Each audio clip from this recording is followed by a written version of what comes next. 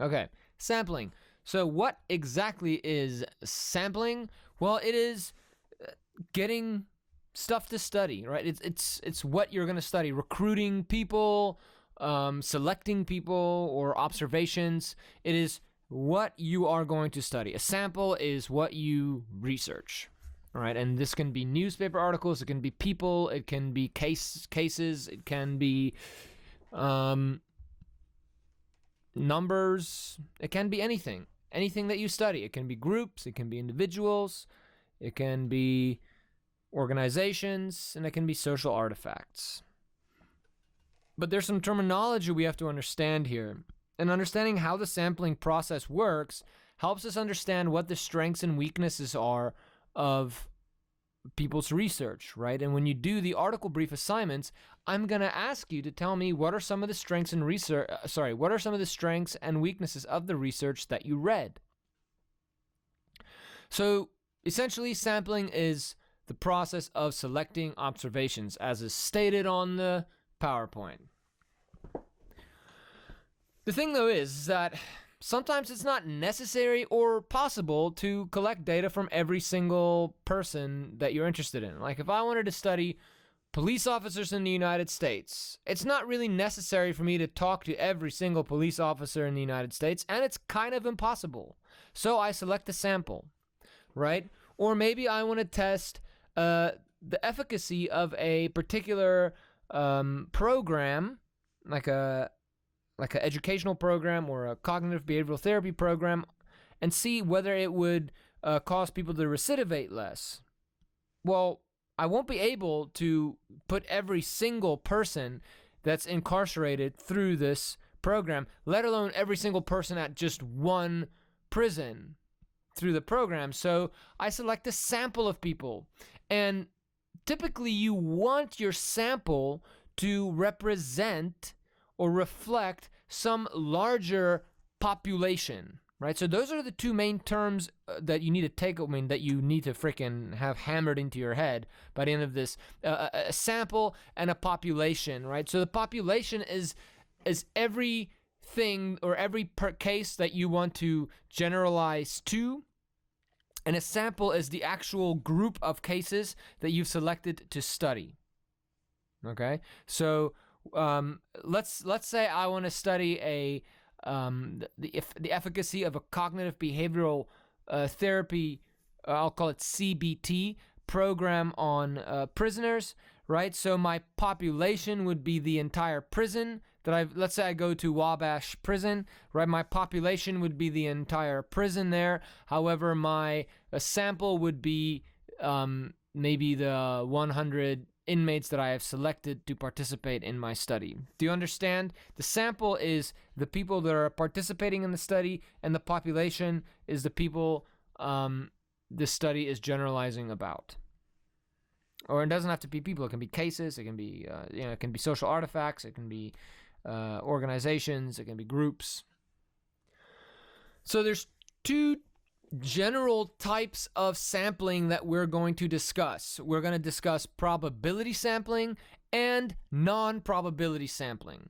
All right, so we'll first do probability sampling. We're going to spend most of our time discussing probability sampling, and then we'll discuss non-probability sampling. So the way that probability sampling works is that so probability sampling is let's use the pen feature again. I really like the pen feature here. Hello. Okay, thank you. So let's see here. So here you get probability sampling,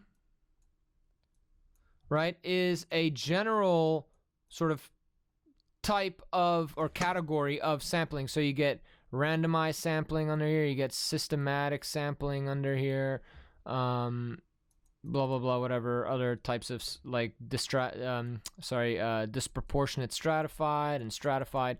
All these other sampling methods that we're going to discuss today all are a part of probability sampling. Then you get non-probability sampling, which we're also going to discuss, and that includes like convenience sampling or purposive sampling or snowballing, whatever. And we're going to discuss all those things, right?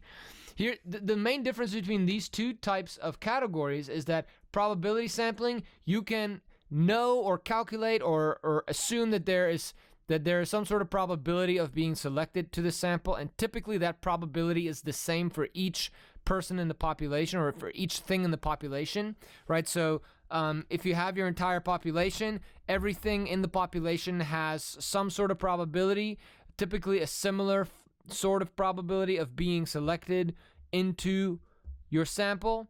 Whereas in non-probability sampling, members of the population or items in the population do not have the same probability, nor can you really calculate the probability of that that item being included in your sample. So that's the difference. So there is probability attached here where there's none here. And so the good thing is with probability sampling, then you can do all kinds of inferential statistics, because if there's a probability associated with being selected into a sample, then you have sort of like a mathematical constant to make sort of statistical assumptions about and then conduct statistical analysis, whereas with non-probability it's far more difficult to do. So when we are sampling, or when we're including cases into our sample, one thing that we want to be super conscious of is bias. We do not want bias. The more bias we have, the less our sample represents the population. And what's the point of doing research if our sample doesn't really represent our population? So what we're looking for is representativeness. And there's some things that we know will impact the extent to which our sample will be representative, and there's some things that we're not always aware of. So we have to be careful when we're selecting a sample so that we do not have any bias. Like, bias is not always as obvious as we might like to think. All right, so again, we are seeking representativeness. So we'll say a sample represents its population if, so let's say this is our sample, and let's say this is our population from which that sample came, right? If the sample means are similar to the population means. Okay, that's the letter mu or whatever. Usually refers to the mean of, or the average of a population on a whatever parameter, and then the x with the thing over is considered the sample mean.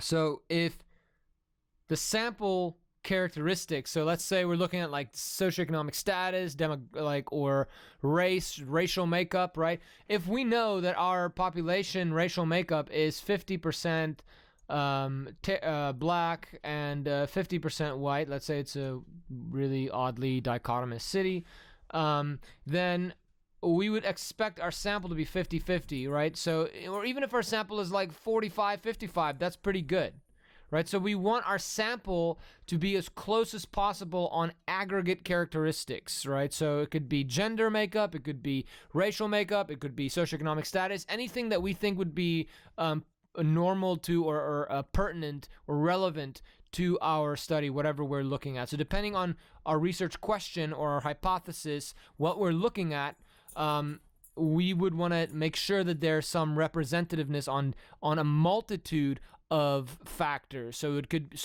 typically you want representativeness in terms of demographics, like socioeconomic status, gender, race, income, etc.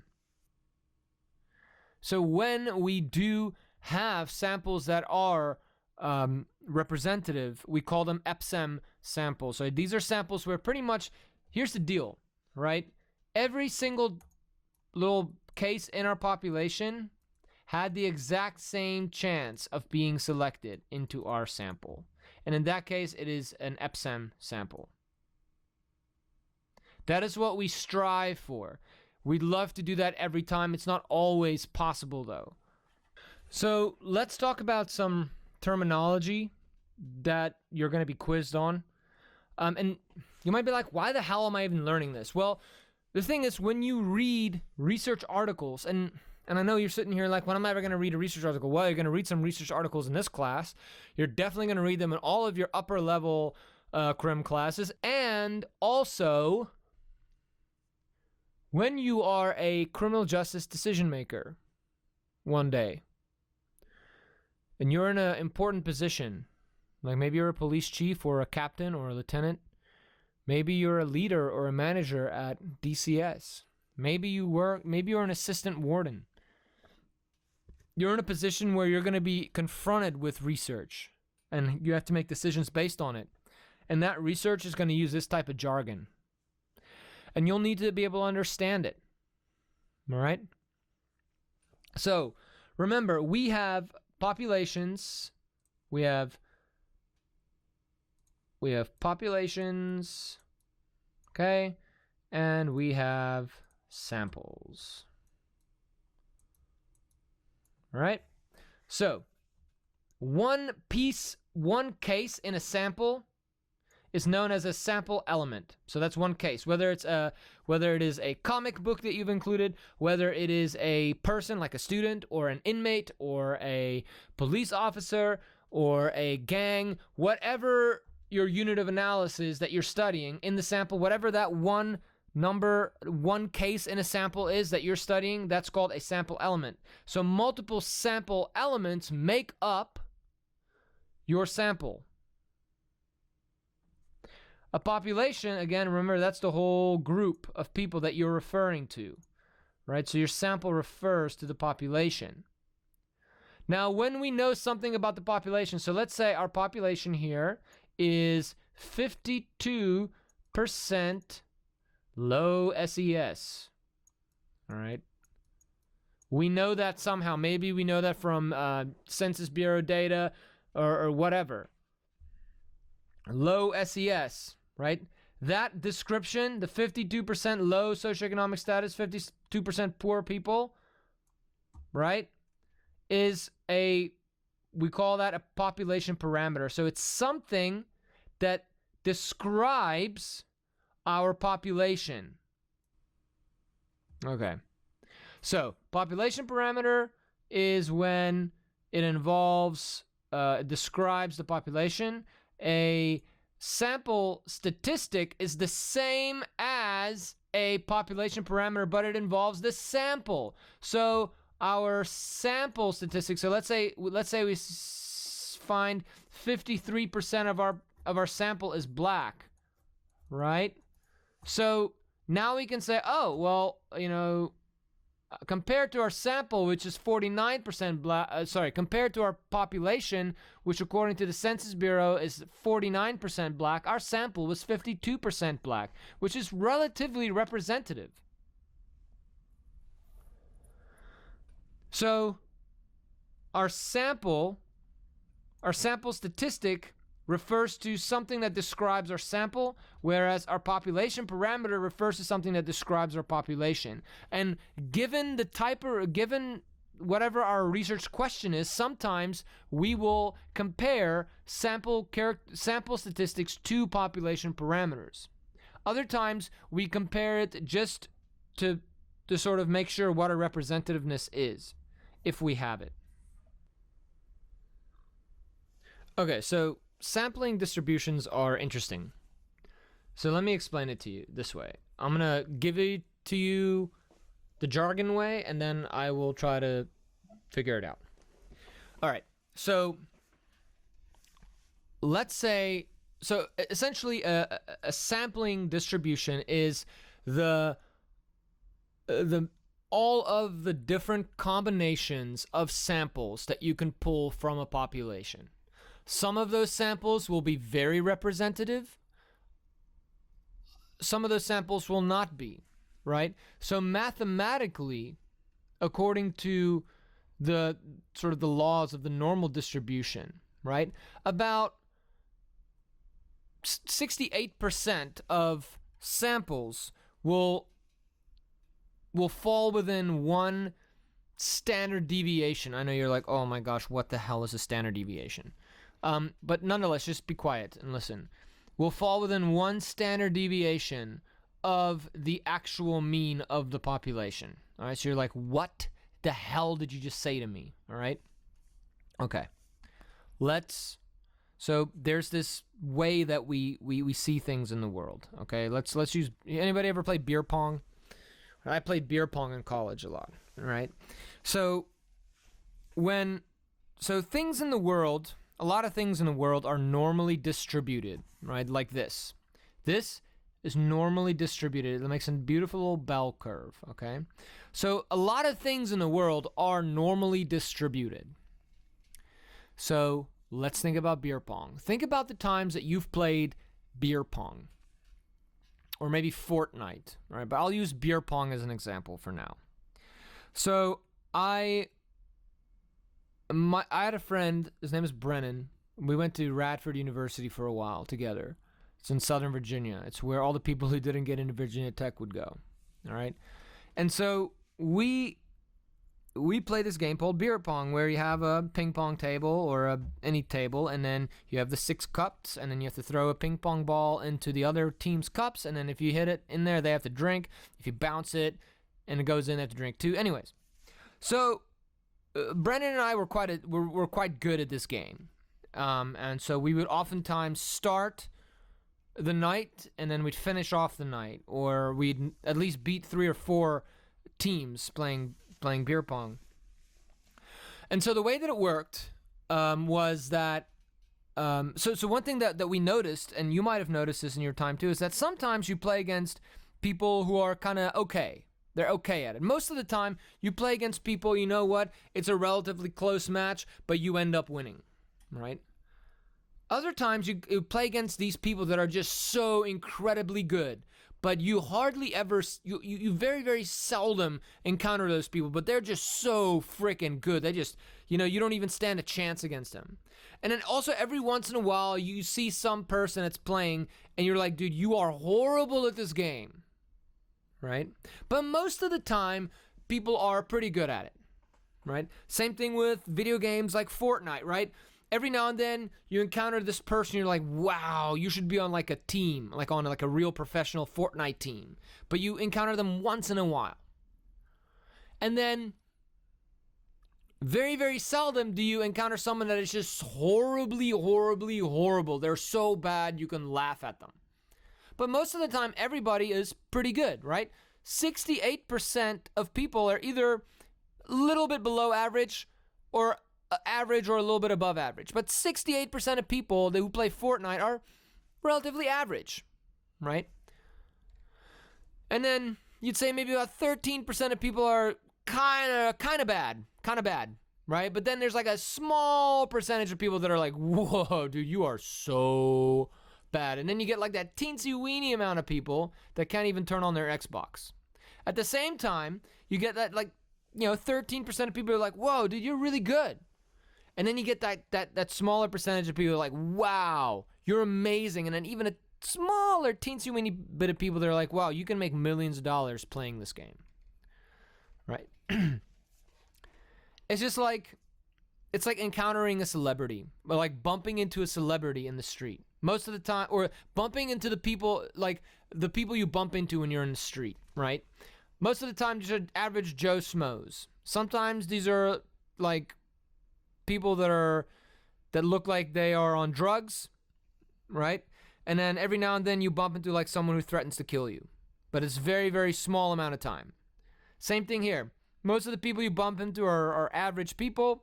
And then every now and then you bump into someone that's like, wow, I've seen this person on TV before.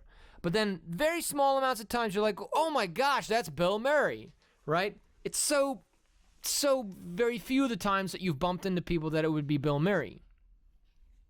So samples work the same way. So let's say you have a population that exists that has 5,000 cases in it, right? But you only need 500 cases for your sample, right? So how many possible samples can you draw out of a sample of out of a sample of 5,000 with only so how many samples can you draw from a population consisting of 5,000 people that will have 500 people in it, right? So there are many combinations then of samples consisting of 500 people that you can draw out of this population. And given a certain sampling statistic, so let's say I'm interested in what is going to be the average income. That is what you are seeking representativeness with, right? Or for. You want your sample to be representative. You want it to represent the population parameter. Okay? So let's say the average income for the population is $60,000 a year, because apparently they're very rich. All right? So you want your sample to essentially have an average income of $60K. But how many combinations of samples that are 500 people big will allow you to be kind of close to 60K, to be within one standard deviation from 60K? Well, we know, according to the rules, the law of probability, it should be about 68% of them. All right? So anyway, so the nice thing about sampling distributions is that you can find samples that are as close as possible to your population on a particular parameter or sample statistic. And based on the sample statistics that you have calculated, you can then say, well, where on this distribution does my sample fall? Is my sample like 68% of the population, or is my sample very rare? Standard deviation, there's like, what does standard deviation mean? Standard deviation means, on average, how much do cases differ from each other? On average, how much do cases differ from each other? So a sampling frame, so let's say your population is prisoners at Wabash Prison. Well, the sampling frame is the actual list of people who are in that prison. So oftentimes the sampling frame and the population are the same thing, but sometimes the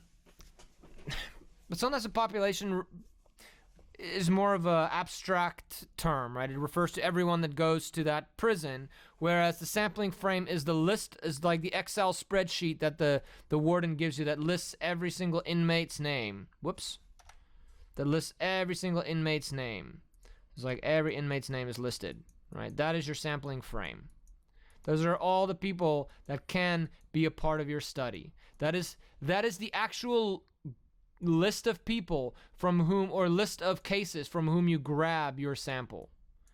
Right? Population, the term population is a bit more abstract. It refers more to sort of like the concept of these are the people that it represents. The sampling frame is the actual list of cases from which you grab your sample, if that makes sense. Sometimes your sampling frame and your population are very similar. Sometimes they're a little more different. Sometimes they're the exact same thing. Okay. So something to focus on now are sampling designs. So a simple random sampling is when each sample has been randomly selected. All right, so typically you have sampling programs, your computer programs that will, you'll put your entire population into, and then it will just grab a random number of samples. So it literally randomizes it for you. And that's nice, right? Because when you have a randomizer like that, your sample is truly random. Right, and then all you have to do is take your sample, compare it to the population, see how bad it is, and if it's more than one standard deviation away from the population parameters, you just ask it to pull you another sample. until you have a representative sample. But sometimes it's not either possible to do simple random sampling. What you might do is you have a list of 10,000 sample elements, and you want to pick a sample of 1,000, so you pick every 10th element, right? And then you choose your first element randomly. All right, so let's, so let's, how can we draw that out? Let's do it with smaller numbers. All right, let's say we have a list. All right, so let's say we want to have this is 30 in our population. We want to have a sample of 10, right? So we're going to select every three cases to be included in our sample. But the first, where we start, is going to be randomized, right? So we go eeny, meeny, miny, mo is where we start. All right, so every three. So that one has been selected. 1, 2, 3. 1, 2, 3. 1, 2, 3. 1, 2, 3. 1, 2, 3. 1, 2, 3. 1, 2, 3. 1, 2, 3.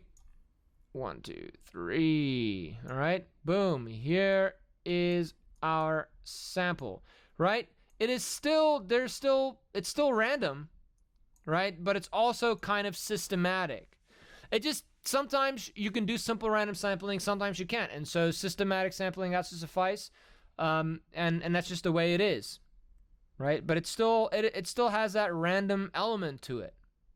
But the only problem with systematic sampling is that hopefully your population was, randomly sorted when you were doing this, right? So there's other so sometimes simple random sampling is not the best way to go. All right, even though we'd like it, it's not always the best way to go. Sometimes we want to do what's known as stratified sampling. All right, so stratified sampling is, let's say our population is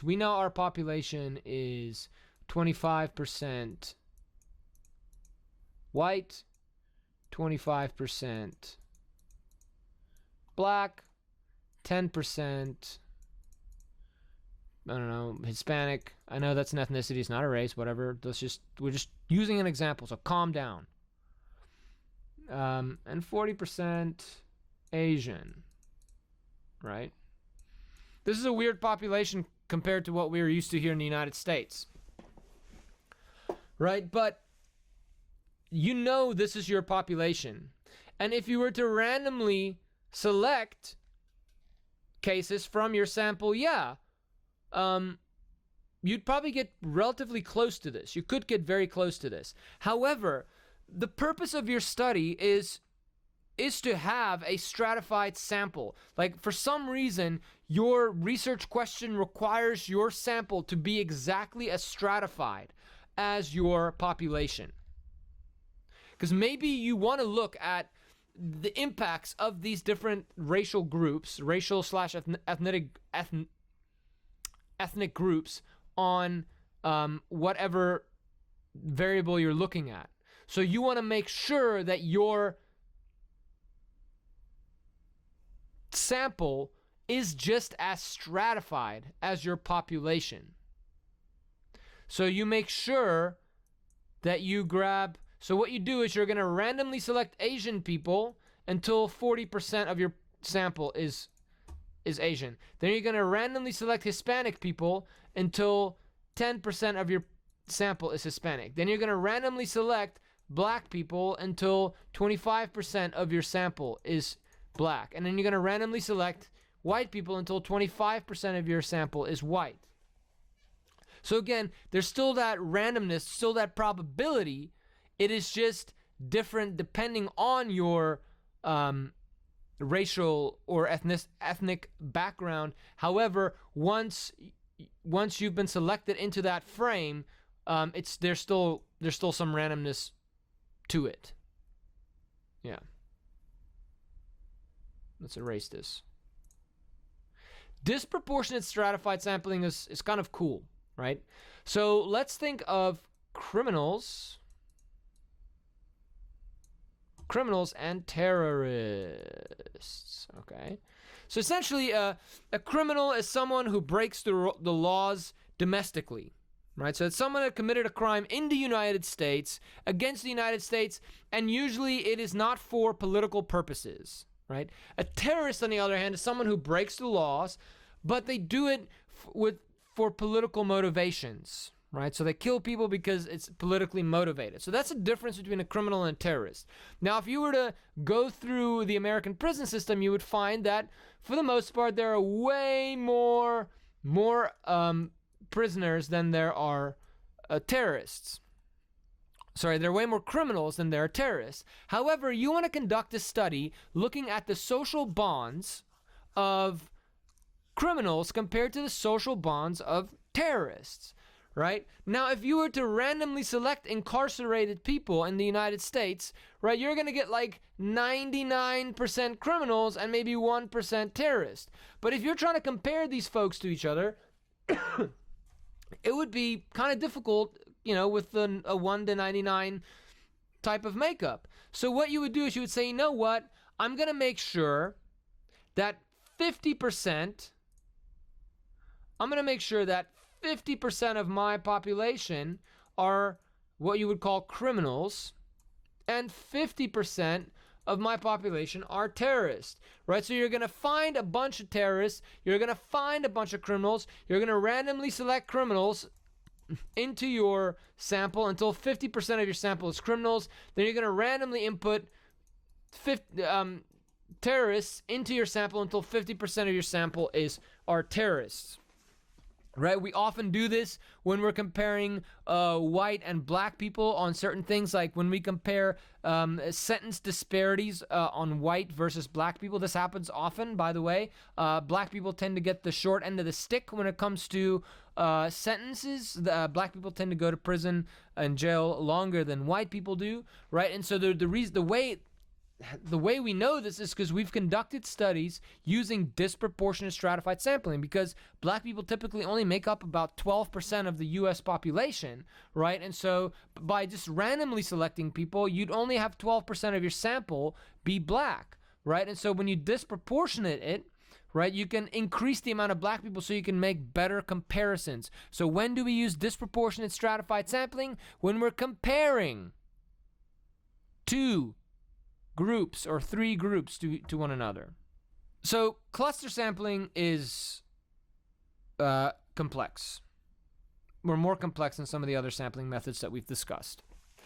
All right, and bear with me here. There's also another video that further explains this on Blackboard, but okay. Let's say we want to look at crime, or we want to look at case records. We want to look at court records. To look at, I don't know, maybe we want to look at how rape has been sentenced. All right? We want to look at rape sentences for some reason. Okay? We want to compare how black and white people have been sentenced for the crime of rape across the United States, okay? And so what we're doing is we're saying, okay, well, geez, the United States is a big freaking country, right? Boom. All right. So here you have it now, split into the South, the East, the Midwest, and the West, okay? And so now we're like, all right, cool. This makes it a little more manageable. So let's grab 100 jurisdictions out of these. So out of the East, right? And then we grab 100 jurisdictions out of the South, and then we grab 100 jurisdictions out of the Midwest, and 100 jurisdictions out of the West, right? So now we have randomly selected 100 from each jurisdictions from each of these. right? And now we might say, okay, great. So now we can grab court records from either from these 100, or we can randomly select several more. Like, let's say, okay, out of these 100, let's now select 5 from each of the 100. 5 jurisdictions from each of the 100, right? Where we're actually going to go in and select, 100 court records each, right? So it is multi-stage. It is clustered. It's just a way to make sure that, because if we were to randomly select out of 26,000 cases, right, or out of 26,000 court records, it would be very difficult. But if you cluster it like this, you can get a little bit more representation from each. You'll make sure you're getting at least something from the Midwest, something from the West, something from the South, something from the East, right? It's a little confusing, but that's how cluster sampling works. And you can do multi-stages of it, like I just explained, right? You can go, okay, now out of these 100, we'll grab 5, and out of these 5, we'll grab 1, whatever. Okay, so non-probability sampling is pretty much means that there is not an equal chance for things in the population to be selected into your sample, right? And that's okay. It's just you can't do awesome stats on it. You can't generalize. You can't say, hey, my population, my sample represents my population. But you can still, but your findings can still be interesting. So sometimes you want to do a study where you need a certain group of people, right? Like, let's say you want to find police officers who are assigned body cameras, right? So you're going to a police agency, you find maybe 40, 50 police officers who have been assigned body cameras, and you seek them out and you ask if you can interview them. There was no randomization to it. There was nothing like that. It's just you had a purpose to find these people and interview them. Right, it's purposive. So there's no sampling, there's no systematic anything to this.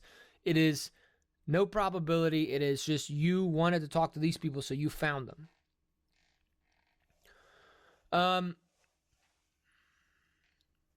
So quota sampling is when you want your sample to be kind of proportionate. It's kind of like stratified sampling. You want your sample to be proportionate to the population, but it is not done in any systematic way.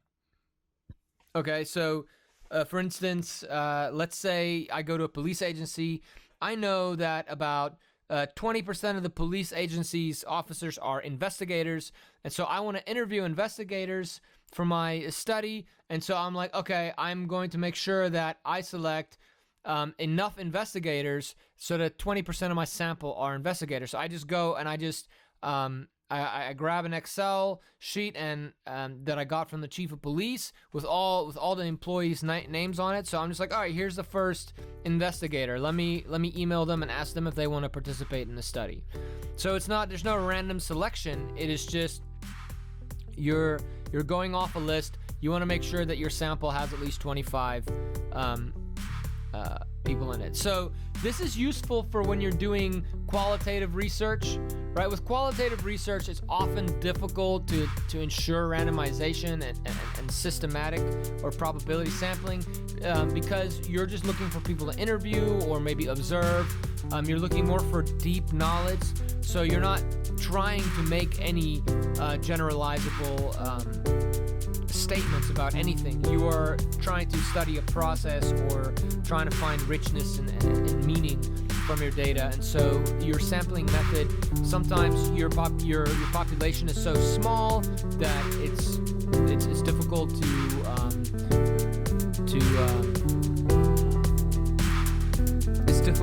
do probability sampling.